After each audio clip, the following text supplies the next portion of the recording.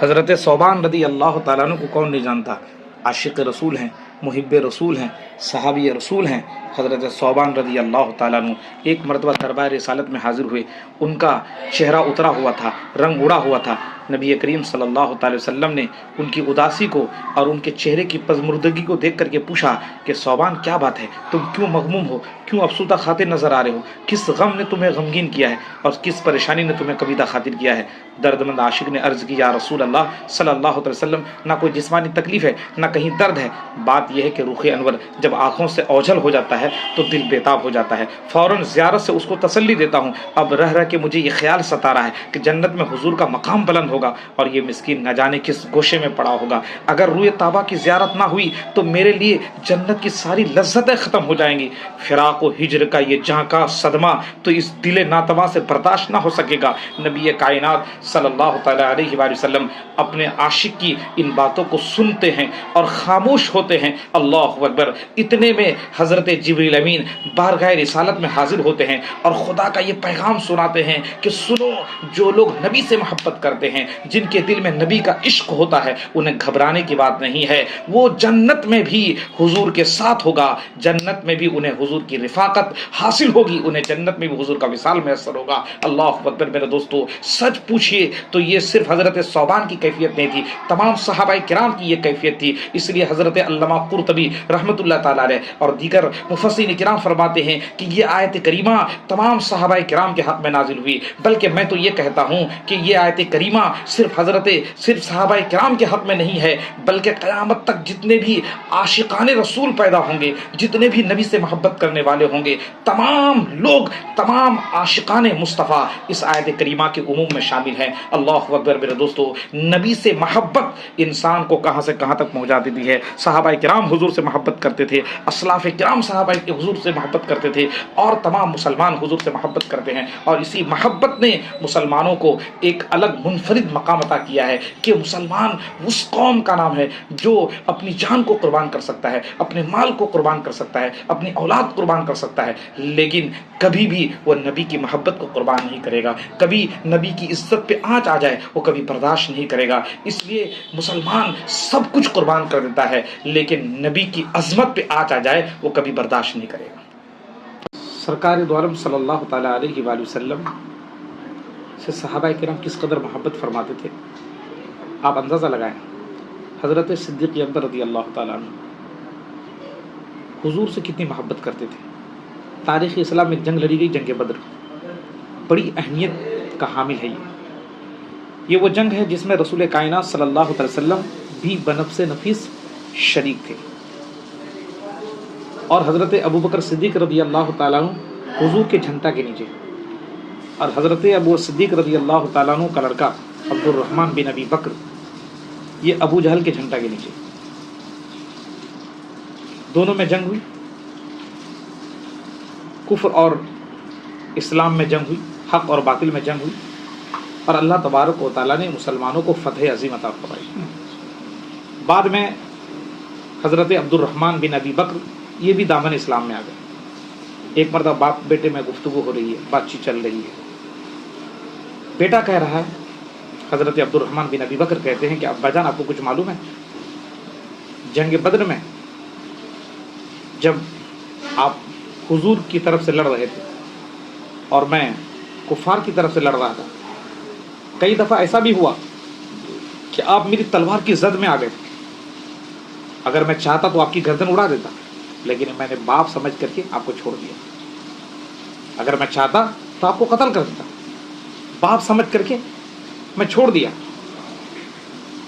حضرت ابو بکر صدیق رضی اللہ تعالیٰ عنہ کہتے کہ بیٹا تم نے تو مجھے باپ سمجھ کے چھوڑ دیا، لیکن اگر تم میری تلوار کی زد میں آتے تو پھر میں یہ نہیں دیکھتا کہ تم میرے بیٹے ہو، میں نبی کی محبت میں دشمن رسول سمجھ کر تمہاری گردن اڑا دیتا۔ یعنی حضرت ابوبکر صدیق حضور سے اتنی محبت فرماتے ہیں کہ حضور کی محبت کے آگے باپ کچھ نہیں، بیٹا کچھ نہیں، گھر دوار کچھ نہیں، مال و دولت کچھ نہیں۔ انہوں نے حضور سے محبت کرنے کا وہ ثبوت دیا، حضور کی محبت میں اپنے مال کو قربان کیا، اپنی دولت کو قربان کیا، یہاں تک کہ انہوں نے حضور کی محبت میں سب کچھ قربان کر دیا.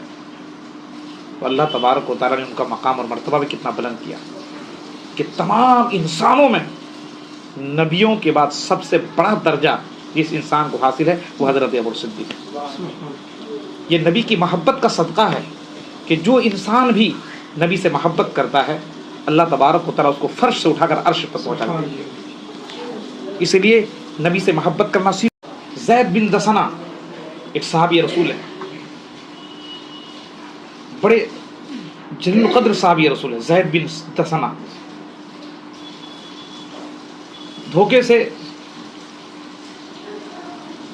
لوگوں نے ان کو گرفتار کر لیا اور مکہ میں لے جا کر کے صفوان بن امیہ کے پاس بھیج دیا. صفوان بن امیہ وہ شخص تھا جن کا باپ امیہ جنگ بدر میں مارا گیا تھا. ان کے دل میں انتقام کی آگ بھڑک رہی.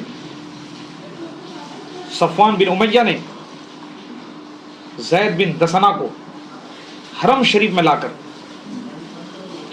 حرم کعبہ میں لا کر ہزاروں لوگوں کے درمیان سولی پہ لٹکا دیا.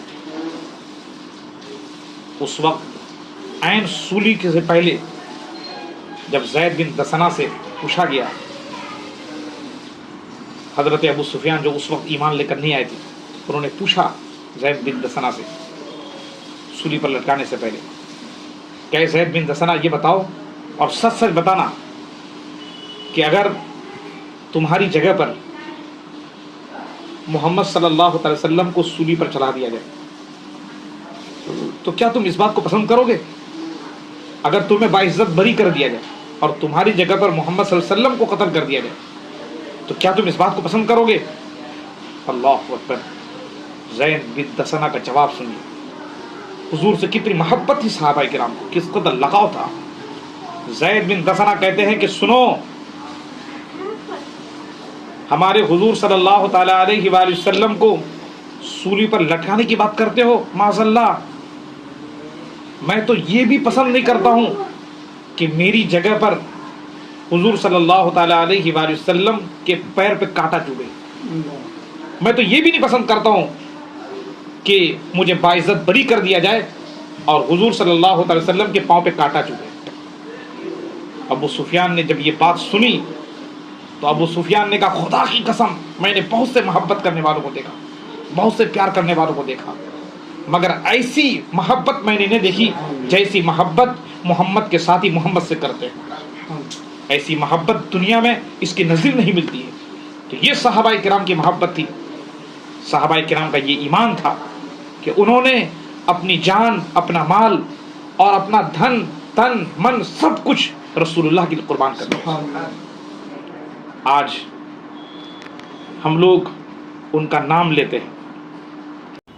حضرت زید بن حارثہ رضی اللہ تعالیٰ عنہ 8 سال کی عمر میں گھر والوں سے بچھڑ گئے. ڈاکوؤں نے اس کو گرفتار کر کے مکہ میں لا کر کے بھیج دیا.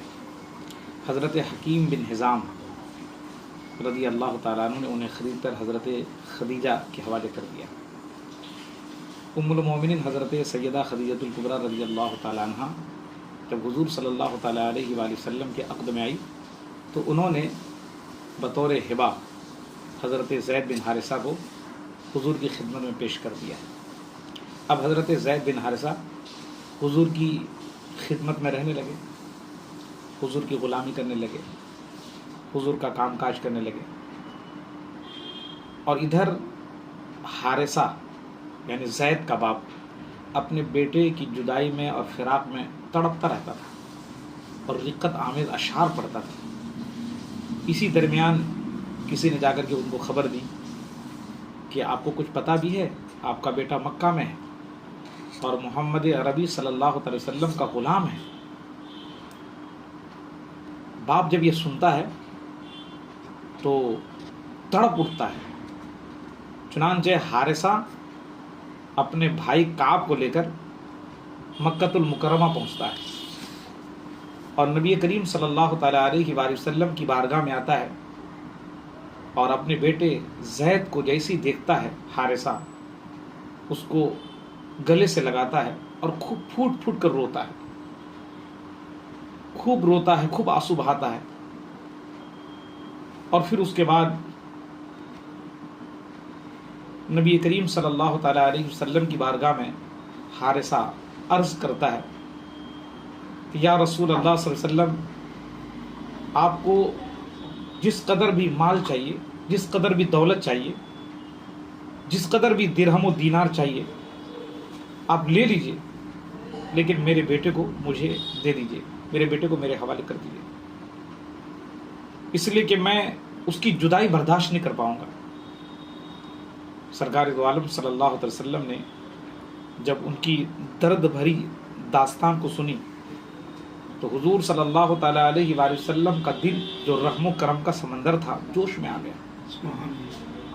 آپ نے فرمایا، حارثہ، مجھے کوئی قیمت نہیں چاہیے، مجھے درہم و دینار نہیں چاہیے، مال و اسباب نہیں چاہیے، زید تمہارا بیٹا ہے، اگر زید تمہارے ساتھ جانا چاہے تو ضرور ان کو لے کے جائیے، لیکن اگر وہ جانا نہ چاہے تو آپ ان کے اوپر زبردستی مت کیجیے۔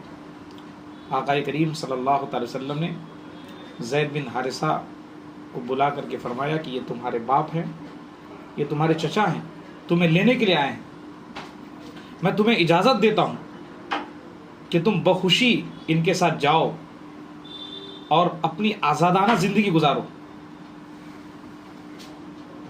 میں تمہیں اجازت دیتا ہوں۔ زید بن حارثہ کے لیے ایک امتحان تھا، ان کے لیے آزمائش تھی، یہ فیصلہ کرنا ان کے لیے بڑا مشکل تھا کہ وہ کیا فیصلہ کرے، حضور کے ساتھ رہے یا اپنے باپ کے ساتھ چلا جائے۔ زید بن حارثہ کبھی اپنے باپ کو دیکھتا ہے اور کبھی ہمارے حضور صلی اللہ علیہ وسلم کے چہرے کو دیکھتا ہے، کبھی اپنے باپ کو دیکھتا ہے، کبھی حضور کے چہرے کو دیکھتا ہے۔ آخر کار زید بن حارثہ کہتا ہے کہ اے میرے والد محترم، آپ مجھے آزاد کرنے کے لیے آئے ہیں، میں مانتا ہوں، آپ میرے والد ہیں، میں مانتا ہوں، لیکن میں ایسی آزادی پر نبی کی غلامی کو ترجیح دیتا ہوں، میں ایسی آزادی پر نبی کی غلامی کو ترجیح دیتا ہوں، مجھے ایسی آزادی نہیں چاہیے، میں نبی کی غلامی کو پسند کرتا ہوں، میں نبی کا غلام بن کر کے زندگی گزارنا چاہتا ہوں۔ اللہ اکبر۔ زید بن حارثہ، انہوں نے حضور کی محبت میں اپنے ماں باپ کے ساتھ آزادانہ زندگی گزارنے کو چھوڑ دیا۔ کتنی محبت فرماتے تھے۔ رحمت دو عالم صلی اللہ تعالی علیہ وآلہ وسلم نے جب زید بن حارثہ کی اس محبت کو دیکھا اور ان کی اس عقیدت کو دیکھا تو رحمت دو عالم صلی اللہ علیہ وسلم کا پیار اور جوش میں آ گیا۔ آپ زید بن حارثہ کو لیتے ہیں اور حرم کعبہ میں پہنچ جاتے ہیں اور تمام لوگوں کے سامنے اعلان کرتے ہیں کہ لوگوں سن لو، آج سے زید میرا غلام نہیں ہے، آج سے زید کو میں نے اپنا بیٹا بنا لیا، میں نے اس کو آزاد کر کے اپنا بیٹا بنا لیا ہے۔ اب لوگ زید بن حارثہ کو زید بن حارثہ نہیں کہہ رہے، حارثہ کا بیٹا زید نہیں کہہ رہے، بلکہ زید بن محمد کہہ رہے، یعنی یہ محمد کے بیٹے زید جا رہے ہیں۔ لیکن جب اس کے بعد پھر قرآن کریم کی آیت کریمہ اتری، ادعوہم لآبائہم، یعنی بیٹوں کو ان کے باپ کے نام سے پکارو، تو اس وقت سرکار دو عالم صلی اللہ علیہ وسلم نے لوگوں کو منع کر دیا کہ زید بن محمد مت کہو، زید بن حارثہ کہو۔ یہ صحابہ کرام کی محبت ہے۔ آپ اندازہ لگا سکتے ہیں کہ صحابہ کرام نے حضور اکرم صلی اللہ تعالی علیہ وآلہ وسلم سے کتنی محبت کی تھی۔